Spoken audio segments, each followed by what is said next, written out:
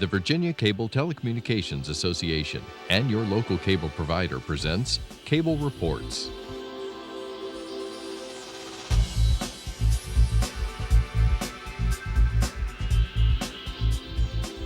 Join us now as Cable Reports brings you up to date on current issues facing the Commonwealth through discussions with your local legislators and other policymakers from across Virginia. From the General Assembly and the City of Richmond, I'm Woody Evans for Cable Reports, brought to you by the Virginia Cable Telecommunications Association and Cox Communications, connecting Virginians to their government. We're pleased to have with us Delegate Joe Lindsey. Welcome, sir. Thank you. Well, Freshman Delegate Steve Heretick. Good to see you, sir. Thanks for having me. I'll ask you the first question. Sure. Since you are a freshman, how has the transition been from local government when you sat as a city council person to a delegate in the General Assembly? Woody, this is like drinking out of a fire hose. You know, on city council, we might take up 4 or 5 issues in a meeting, and of course, we only meet every 2 weeks. Here, you can take up 5 issues in an hour. So it's a lot more going on. Obviously, the time is a little bit more, well, it's a lot more compressed, and there's just a lot more issues in the air at any one time. It's a pretty exciting place to be. Great. And Delegate Lindsey, I know you're in your second term, but of course, you had a transition from being a prosecutor and in court all the time to a much more measured pace here, I assume.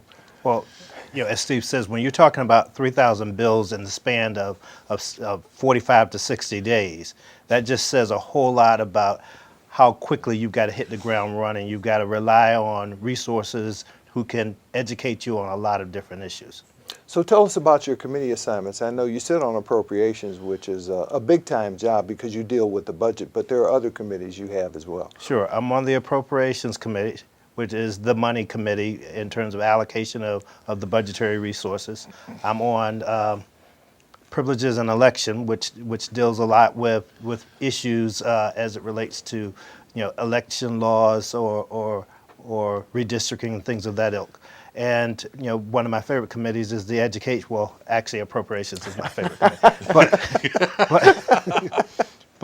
But in addition to that, I'm on the Education Committee, and that's really important for my region in particular in terms of trying to appropriately fund our schools and our school program. And of course, county, cities, and towns is a great place for you, and science technology as well. I think they're both good fits. Obviously, as a freshman, I don't get the lofty committees like appropriations, but, counties, cities, and towns, I get to work with Chairman Riley Ingram, who is an old family friend. I've known him since I was a boy, literally. And I get to use a lot of the local government experience that I've acquired over the years. And science and technology is really fun, too. It's a newer committee in terms of its structure.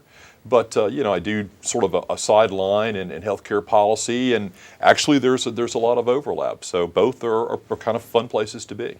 So how's the economy in your district? We had the Great Recession, we've had sequestration. There is a 2-year pause right now, but we're still heavily dependent upon the federal government, be it military or otherwise. Well, and Woody, as you know, in Hampton Roads and in Portsmouth and Norfolk specifically, it's very heavily dependent on the defense industry and the ports. And I think that, we've heard forecast over the years that, while the defense industry is still hanging in with us, unlike some other places in the country, we have to be prepared for the day that there may be base closures or downsizing. And I think the governor's initiative this year in looking for a $350 million bond package to support the expansion of the ports, particularly NIT in Norfolk, really is sort of buttressing, I think, the regional's economic future in terms of international trade. I mean, I think the biggest driver, one of the biggest drivers in Virginia as a whole, are our ports. And in my particular House district, I have every major port in Virginia except for Newport News.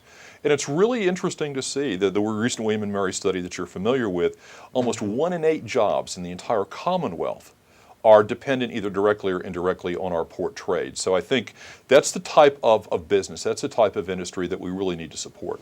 And Delegate Lindsey, I know you've sat through a number of presentations, one of which included a presentation from the Director of the Port of Virginia. The $350 million request this year is one of several over the next 10 years or so to improve the port itself. Yeah, I think it's something that we have to prioritize. There's no question that we've got, in Norfolk and in Portsmouth, we've got the ports and the dredging depth in such a manner that we've got to stay competitive. We've got not just competitive, we've got to stay ahead of our competitors in Charleston, South Carolina, and the expansion projects going on in New York, the Port of New York. And it's the only way to continue to keep that as an economic driver for the region.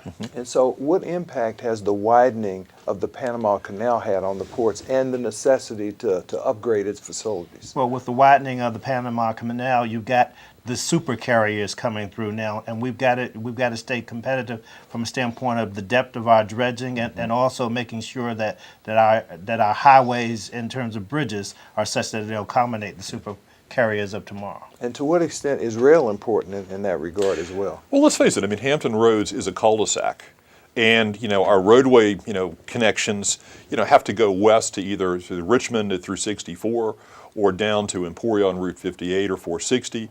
And so rail really is an important aspect of taking the pressure off our roadways in terms of tractor-trailer traffic. And I think one of the most successful initiatives that we've seen is what we call the Centerline Rail Project, which connects VIG, the Virginia International Gateway Port in Portsmouth in Craney Island, and runs it directly onto rail, which can reach the Midwest markets, Chicago particularly, in less than 48 hours.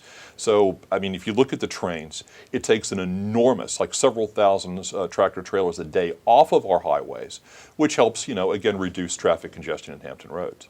And those railroads are now using those double deckers that can transit even more products. Absolutely.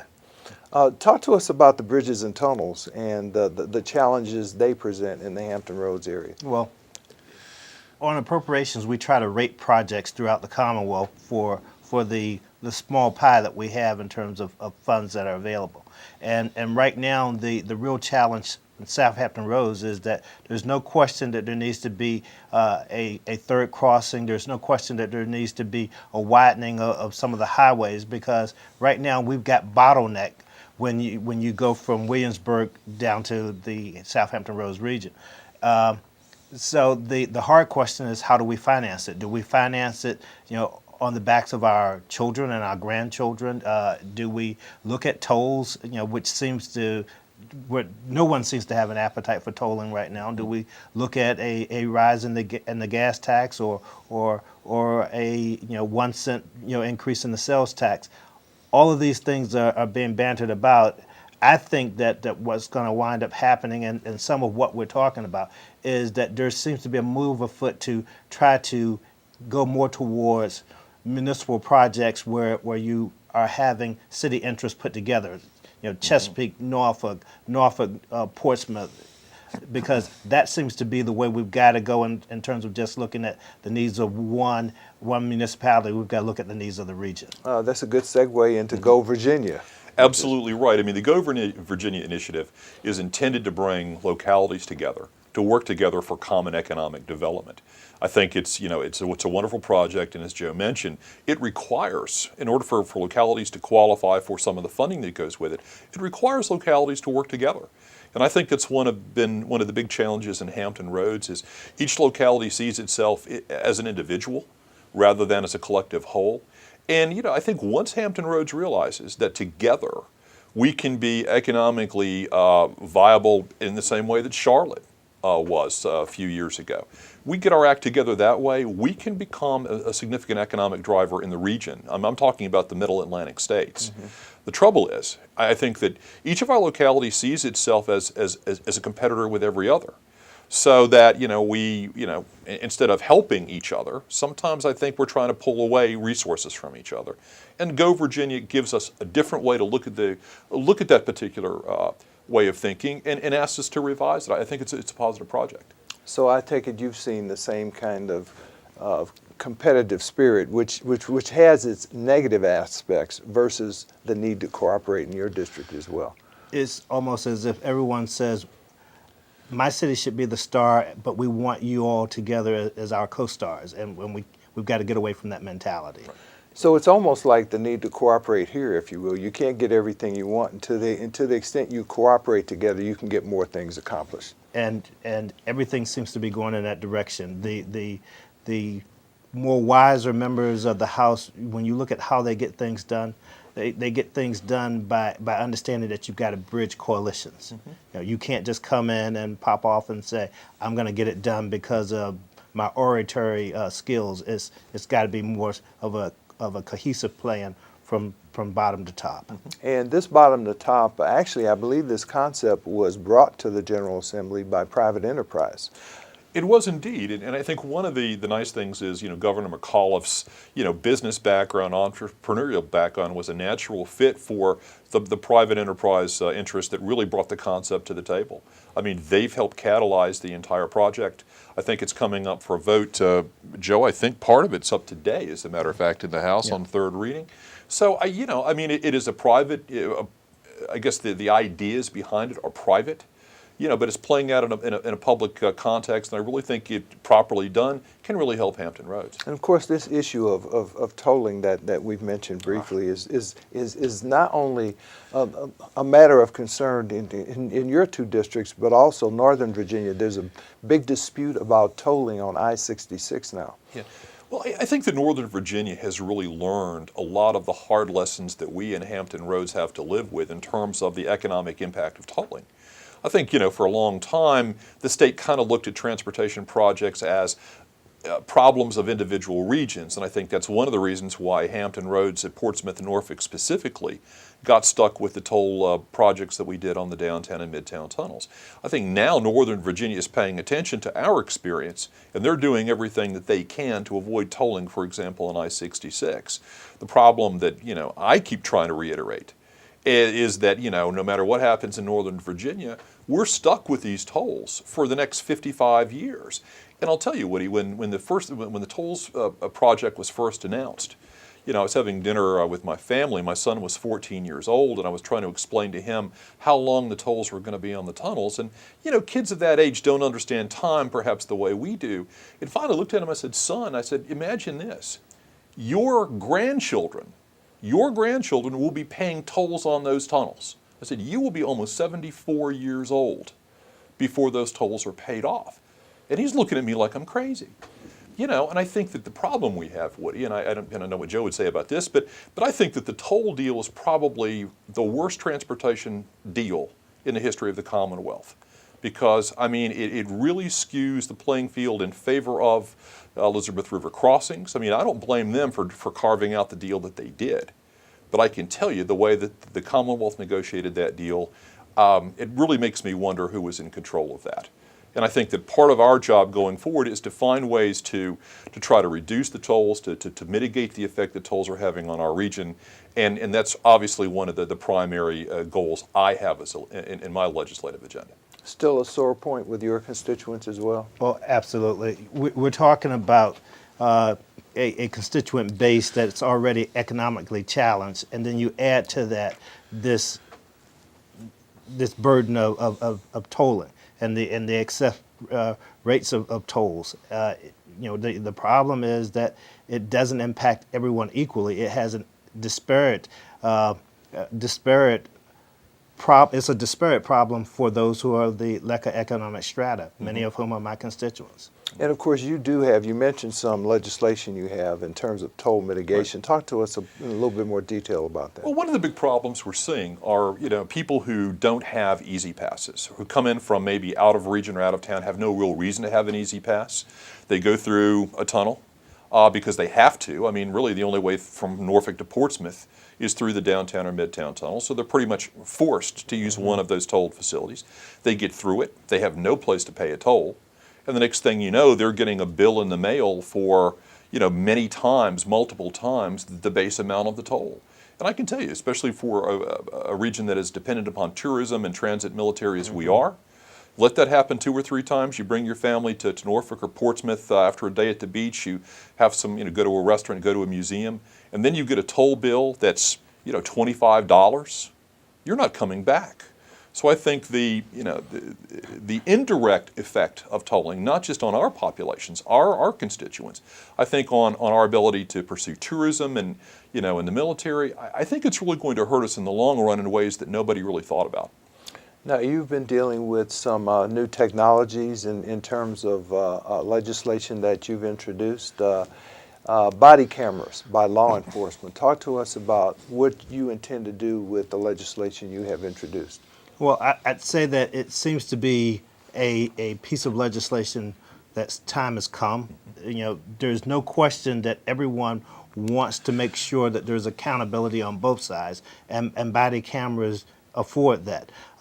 I put in two pieces of legislation, one in which we're seeking to just get policy in place so that everyone knows the rules. They understand when the body cameras should be employed and under what circumstances, and whether or not notice should be given to those who are being filmed, except for in instances of an emergency situation being addressed by members of law enforcement. Mm-hmm. So we've worked on the policy, we're working on the policy piece. That's the most important piece, to get everyone reading from the same set of rules, and then we're likewise looking at legislation to promote body camera usage, more so, not necessarily forcing it, but promoting it in law enforcement. Talk to us a little bit more about the kinds of principles you hope to put in place in terms of public policy. For instance, do I have to be notified by a law enforcement officer that I am being filmed?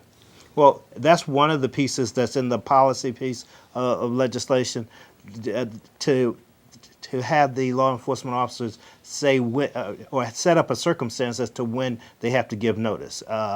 If there is just a consensual encounter and you've not been stopped for any suspected criminal activity, you should be put on notice that you're being filmed. If it's a situation where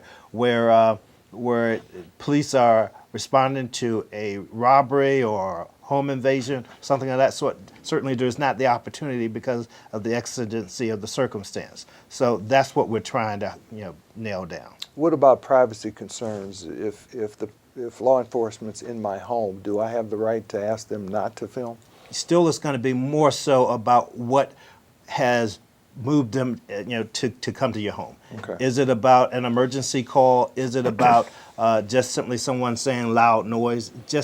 And that's, in my opinion, the standard to determine whether or not you should be put on notice. And storage and access of the films themselves. Likewise, that's being addressed by the policy legislation, making sure that this data, and basically that's what it is, data, is held for a prescribed period of time so that in the event of some court hearing, it can be accessed through court process. And what about the right of the public to continue to use an iPhone or some other device to film? That's one of the more challenging pieces going on today, separate and apart from body cameras. Each of us can cite at least one instance where some member of the public has recorded some act of law enforcement that was inappropriate. While that's probably the great exception to the rule, the circumstances, being able to not try to thwart that freedom keeps everyone mindful that that there are eyes out there. Both of you are attorneys. I wanted to use your expertise. Talk a little bit about judges. Even though you are new to the General Assembly, I know you understand the process that is used here in order to elect judges. And I think the Commonwealth is just one of maybe a handful of states that still uses that process. Talk to us about that process and what's going on in particular about the Virginia Supreme Court. Well, Woody, you're correct. I mean, I think Virginia is only one of two states left in the United States that does not elect judges in the same way that legislators or council members or the governor is elected by popular vote. Here, judges are selected and essentially elected by the Assembly. So that, judicial candidates are vetted. They come through the courts committee. They are passed through the houses and signed by the governor, just like a regular bill would be. And I think that to some extent keeps the politics out of judicial function. And I can tell you, I was some years ago, I was an attorney with the Justice Department in Philadelphia, which elects judges popularly. And really injecting politics into judicial selection, I don't think does anybody any favors, because at the end of the day, judges are supposed to be neutral and fair and objective. But if you're running for re-election, you always know, I think, sitting in that position, that if you upset the wrong people or you might find yourself on the wrong end of an electoral result. I think what we've seen in this particular session, obviously, and it's highly controversial, is the appointment by the governor of Justice Miriam Roush from Fairfax as a justice of the Virginia Supreme Court.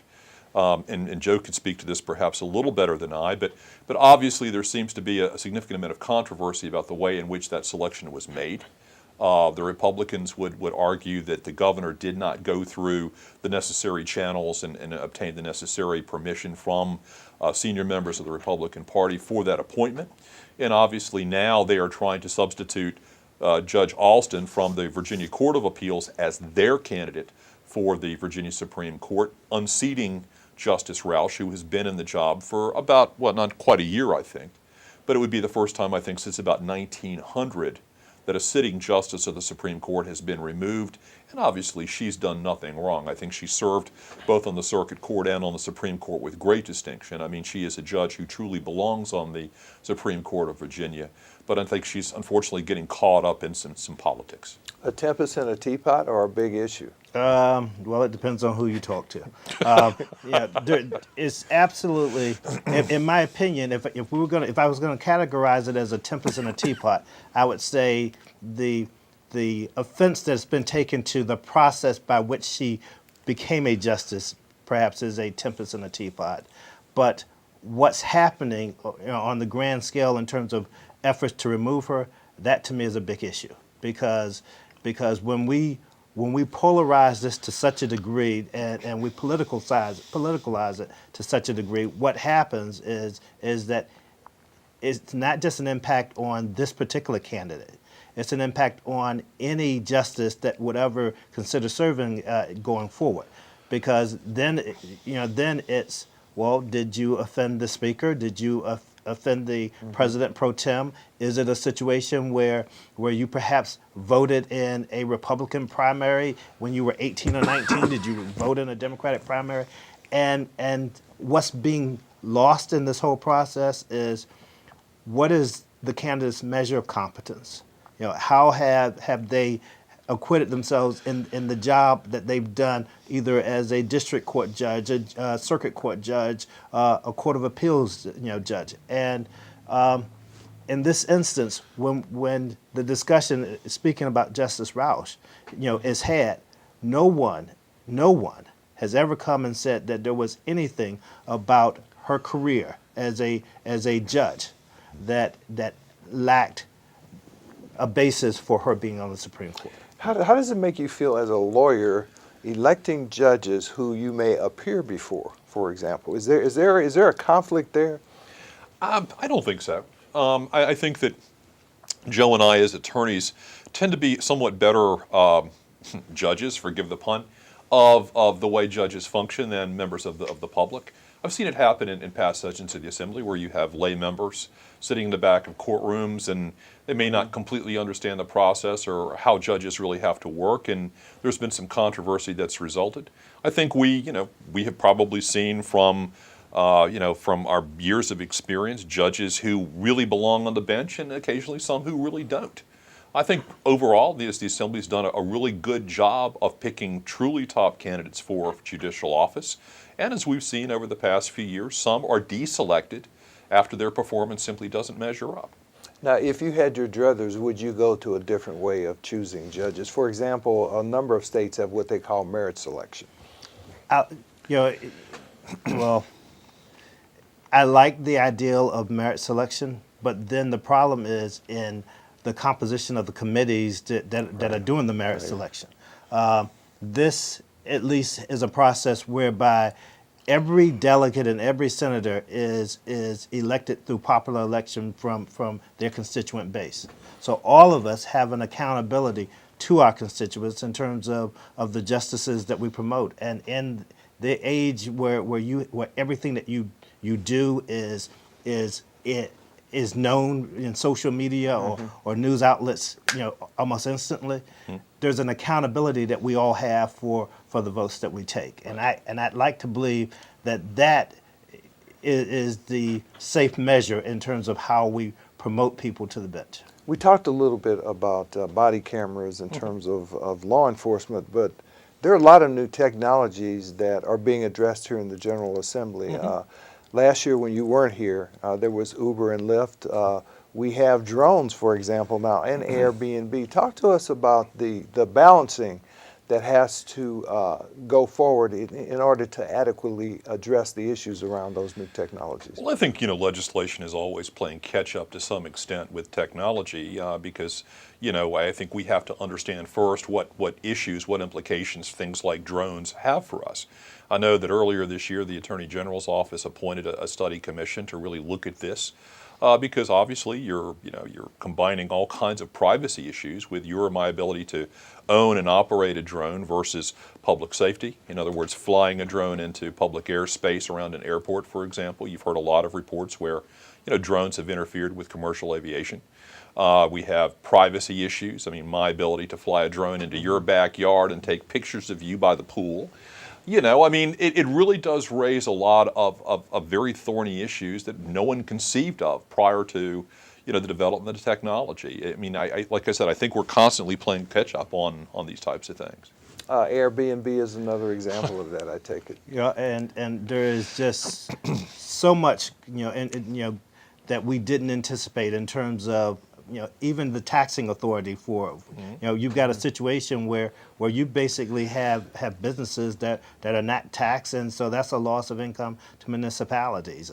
You've got, situations where persons who live in various developments have issues with the law that we're proposing as it relates to how their neighbors will be able to rent their own homes out. So a lot of things going on in that respect. Got 1 minute left. I want to give you an opportunity because both of you have districts heavily saturated by veterans, the importance of our veterans. Listen, I saw a statistic that about 60% of the population of Hampton Roads are either veterans themselves or have family members who are. So veterans have been, are, and will continue to be a vital aspect of our population. I think that initiatives to especially enhance and protect the rights of veterans to things like medical care, especially post-separation from the military, are key. I think Admiral Harvey, now Secretary Harvey, has done an amazing job with the Virginia Department of Veterans Affairs in terms of expanding, programs and access to programs that our veterans have. I think we're heading in the right direction. Thank you. We'll have to leave it at that. Thank you for being here, Delegate Joe Lindsey and Delegate Steve Heretick. Thank you. Thank you for watching Cable Reports, brought to you by the Virginia Cable Telecommunications Association and Cox Communications. Until next time, I'm Woody Evans.